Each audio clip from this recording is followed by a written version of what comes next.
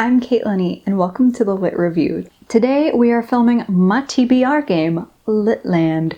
So this is my adventure across the board that's themed around Candyland, where I pull 5 different cards every month and the color of that card is going to correspond to a genre.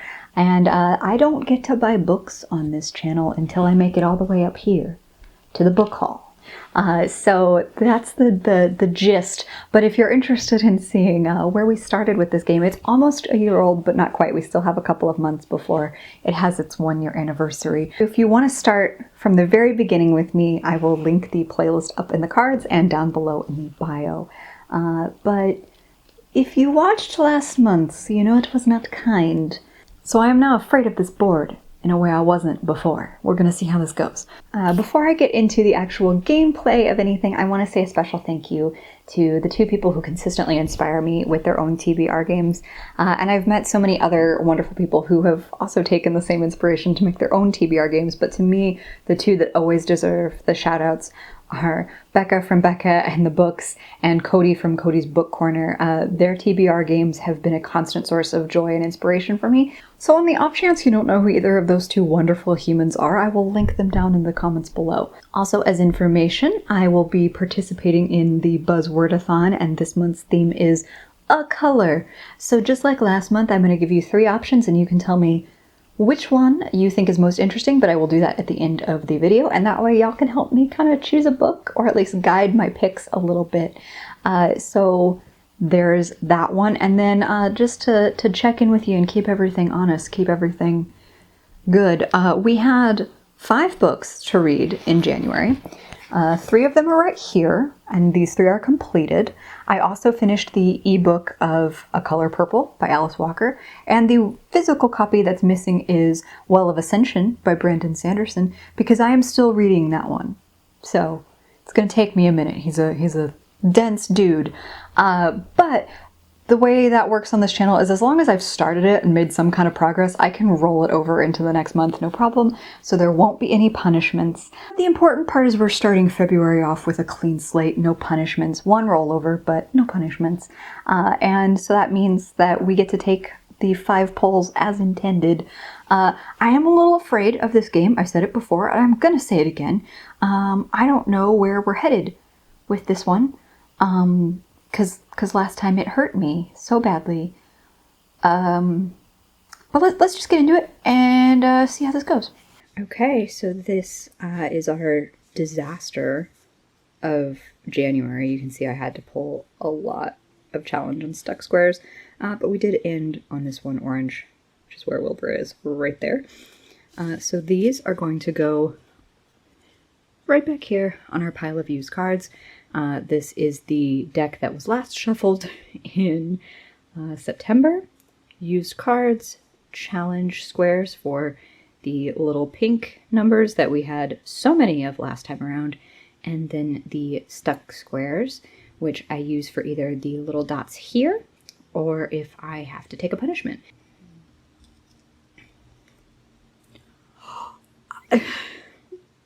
Cool, okay.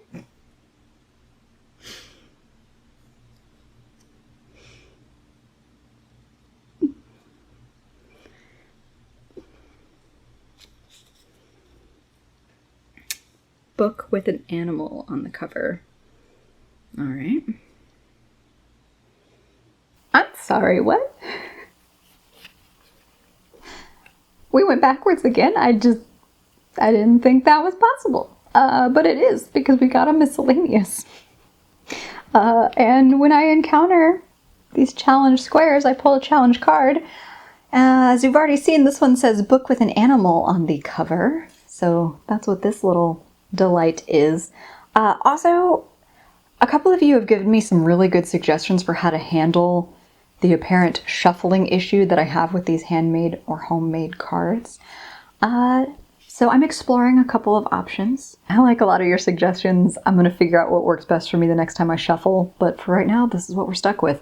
Also, if you ever have any suggestions for challenge squares or stuck squares, you can always leave those down in the comments below. I love taking your suggestions and adding them into this game. Okay, but even though we've moved so far away, let's see what we can pick for miscellaneous. My miscellaneous category is kind of my catch-all for all of the non-major genres that I read. So like graphic novels, classics, mysteries or thrillers. Like sometimes I throw literary fiction in there. Let's just see what I think is interesting and what has an animal on the cover. So in a video that I don't think has actually gone up yet because I've been ill for 2 weeks and my schedule got messy. I'm fine. We're fine. But I've stated that one of my goals for 2021 is to make it through my graphic novel collection. So that's where I looked first to make this miscellaneous thing happen. And I think I found a really good one. So I'm going to read Crowded Volume 2, Glitter Dystopia.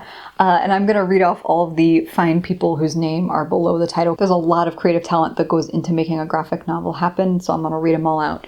We have Christopher Sibilia, Rose Stein, Ted Brandt, Triana Farrell, and Cardinal Ray. So this is volume 2. I read volume 1 sometime last year, maybe, yeah, like early last year before I even started this channel. And I just picked it up at the suggestion of somebody in a comic book store, and it's one of my favorites. I'm so glad to be getting to volume 2. Crowded takes place in a not too distant future where like literally everything is through an app, including things like purchasing a bodyguard or hiring a hit on somebody. And so putting a hit out on people is actually kind of common. So our two characters here are Charlie and Vita. Charlie is the one who has a huge hit pulled out on her. And it turns out that she's not like the worst human ever, but she's just like a massively annoying human. So there's a whole bevy of people that could want her dead under this like dystopia system. And Vita is a bodyguard or security guard that Charlie hires through an app to kind of like protect her, because basically once the contract expires, she's home free and you can't get another hit put out on her. So she has hired Vita to protect her. And they go through this crazy amazing journey in volume 1, and they left off where you know, there was going to be some traveling involved. So I'm super excited to see where volume 2 takes us. And how this fits into Animal on the cover is this precious obnoxious dog that Charlie like steals from somebody in book 1. Minor spoiler, but and then the dog just becomes like a beloved pet of these two on the road, on the run. And this has some LGBTQIA plus representation. So I'm actually really excited about this pick and very excited to continue with the series and to make progress on my goal for 2021 of reading more graphic novels. Okay.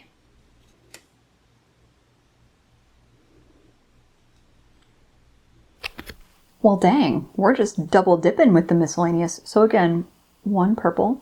So I could do another graphic novel, but I'm a really big fan of genre bouncing around. Like, it really just clears my mind and helps me keep invested in things. So I'm going to try to choose something very different. So by now I think y'all have seen my books I regret not reading in 2020. If not, I'll link it. It's a lot of shame and guilt. But this book was on that list and I can knock it out because it is a like middle grade or children's fiction, and I don't read a ton of that, so it definitely falls under miscellaneous. But Pet by Akwaeke Emezi. I'm super excited about this. So I picked this book up initially because I just heard excellent things from everybody who read it, but specifically from my good friend here on YouTube, Kaylani from Kaylani Simply Me. I'll link her down below, as I always do. But Kaylani's why I picked this up, because this was one of her favorite books of the year. She loved it. It spoke to her. And I just trust her, so I picked it up. But it also sounds really interesting and full of depth. And I've heard good things about the representation. I won't try to speak to that just yet since I don't know. This is about a young girl named Jam who lives in a world in which children have been told there are no more monsters until she discovers this creature named Pet. And this creature Pet tells Jam that they're there to hunt a monster. So Jam has to kind of reconsider everything she knows. She's also trying to protect her best friend in the process. The best friend's name is Redemption. I'm not going to read too much more of the inside jacket because I feel like it could be spoilery. But that's what little bit I'm gleaning from the inside cover. I just hear really good things. It also just feels like a nice little short, good read to have. It's a short month, February, in case you weren't aware. So I'm trying to like pick some shorter reads to help boost me through this, since I have to finish Brandon Sanderson too. So we'll see, but I'm really excited about this. Oh, good. Two yellows, okay. 1, 2. All right, we got some movement. We got some progress across the board. Always surprised that we don't see more of these, honestly. But this is a 2 yellows, so 2 squares forward, which means I've written 2 books that are young adult. That is what yellow is. So, okay, so I'm going to take this opportunity to take something off of my like books that will self-destruct list, because we are barreling towards that being almost a year old, so better get to getting. But that is Enchanté by Gita Trelease. So this is a historical inspired fantasy where magic is both forbidden and yet a currency for the rich in the court of Louis XVI and Marie Antoinette. Sounds like there might be some interesting conversations about class in this. There's definitely going to be some intrigue, and when her secrets are revealed, what will happen since she is using magic that is not supposed to be used. But the cover on this is a gorgeous book, like it's a stunner. And I've owned it for several years and I've never picked it up. So glad to be able to knock that one out today. And then I thought thematically, February being such a romance-prone month, a really good thing to follow up with and actually finish a series, my God, I almost never do that on this channel, would be Always and Forever, Lara Jean by Jenny Han. So this struck me not only because Valentine's Day is coming up and I love to read romances in February or just in general, but the movie for this is also coming out soon. So why not read the book, finish the series? This is the 3rd book in that series. I'm so excited to see how it ends. If you're not familiar with the series overall, it is a 3-book contemporary YA series with a heck of a lot of heart, where in the first book, Lara Jean had, in order to like purge her crushes, has always written them letters telling them of her love for them. And her letters mysteriously get sent out in book 1, and a lot of the guys start coming up to her and being like, wait, what? You had feelings? I might have feelings. In particular, she ends up fake dating Peter Kavinsky in book 1, but there might be something more to that relationship. I don't know, there might be. So I'm happy I can sneak this into my February TBR. Feel very sneaky. 2 oranges. 1, 2. I gotta stop telling y'all things, because like I feel like when I say something, I manifest the opposite of my intent, which is I get another 2 square things. So this has, I don't think it's happened since we've been playing where there's been two squares in 1 round. So this is probably the most books I'll be reading thus far in LitLand, but orange is fantasy and sci-fi. I've lumped those together because I own a lot of fantasy but not a lot of sci-fi, but I still want to explore. So I like to keep my options open. So let's talk about the 2 books I'm gonna pick for that. So this actually feels like a really good pick for February, and I'm hoping it will inspire me to actually read this book.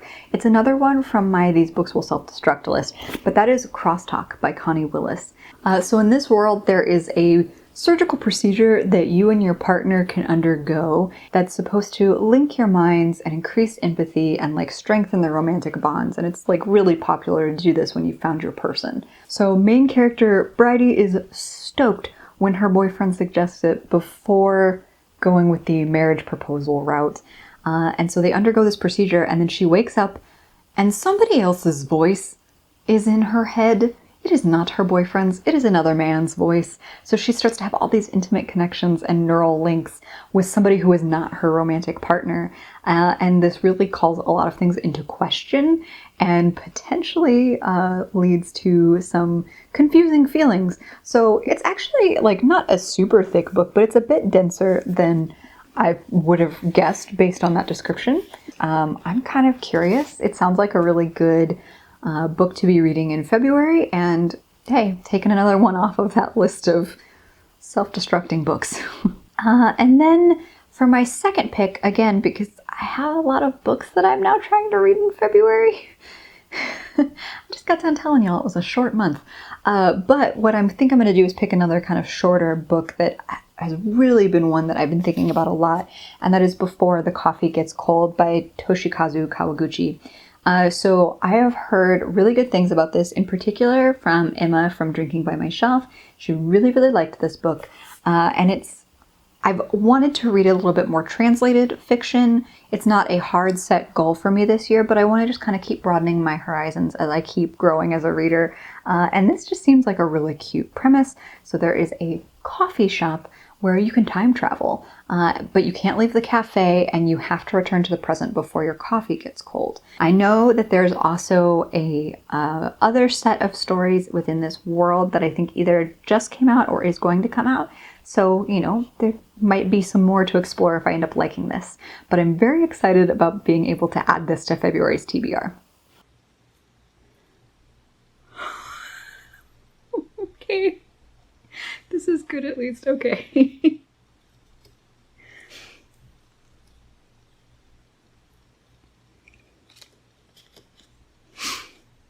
Oh, a 5-star prediction.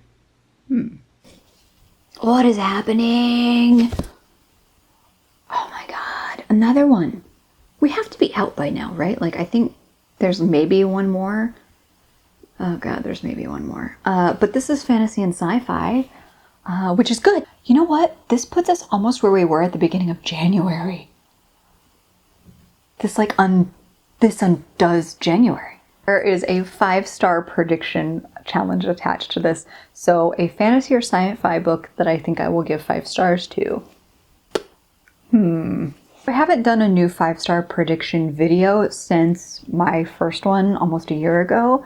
But I do think there are a couple that I've had my eye on in that space that can apply. So I'm going to choose The Bear and the Nightingale by Catherine Arden. And why I think this is going to be a 5-star for me is I've been watching a lot of folks' best of 2020 videos this month, and I'll be damned if this isn't on like 20 people's best of, or if not this, then one of the later books in the series. So I gotta read this to get to the goods later. This is a Russian historical inspired fantasy following Vasilisa, who can kind of see the different sprites or spirits of the home and hearth and like her area, and has always felt like really charmed, really connected to them. When her dad brings home a new wife from Moscow, she's a very devout woman who can also see the spirits, but feels like they're demons, and she brings a priest to the town who tries to convince the people in her town to like excommunicate or exorcise or, you know, just get rid of the fairy folk.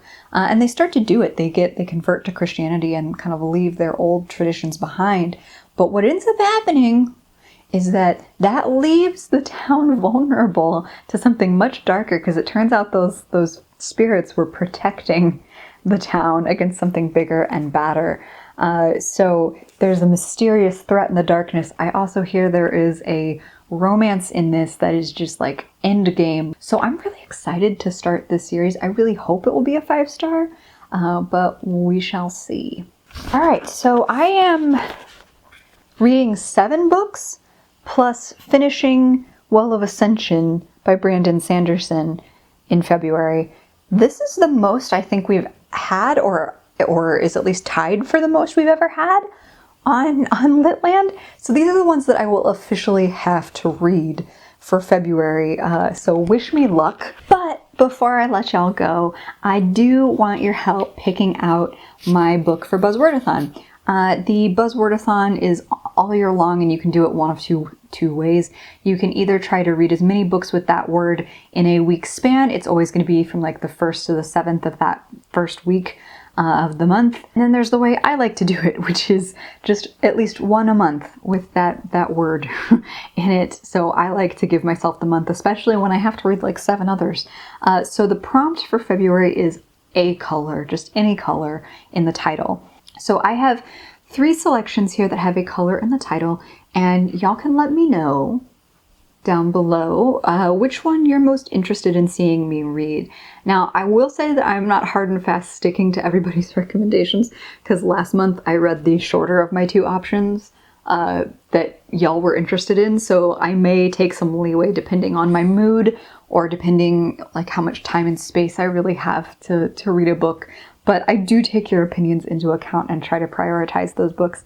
And if I don't get to it that month, I know you're interested in seeing me read it, so it'll more likely appear elsewhere. So I'm going to use 5 words or less to describe each of these books. I may not be getting the summaries completely correct, but the idea is just to give you some teasers and tidbits and to get us moving through these books. So, Red Sister by Mark Lawrence. I'm only going to need 2 words for this. Assassin nuns. That's why I'm interested. And so this one's a little cheeky on my part, but it's Josh and Hazel's Guide to Not Dating by the author duo known as Christina Lauren. Hazel is a character's name here, but it is a color. Maybe we should just date. That's my synopsis in 5 words or less. And my third choice for you that has a color in the title is Gods of Jade and Shadow by Silvia Moreno Garcia. So my 5-word summary for Gods of Jade and Shadow is Death God in Jazz Age. There you have it. So go ahead and let me know down below which of these 3 books you would be most interested in hearing my opinions on for this month, and I will try to get to that for the Buzzwordathon. And that again is Red Sister by Mark Lawrence, Josh and Hazel's Guide to Not Dating by Christina Lauren, and Gods of Jade and Shadow by Silvia Moreno Garcia. So again, let me know down below what you think I should add to my TBR. It's already a pretty hefty one, but I'm really excited about all 3 of these, so I'd be happy with any of them.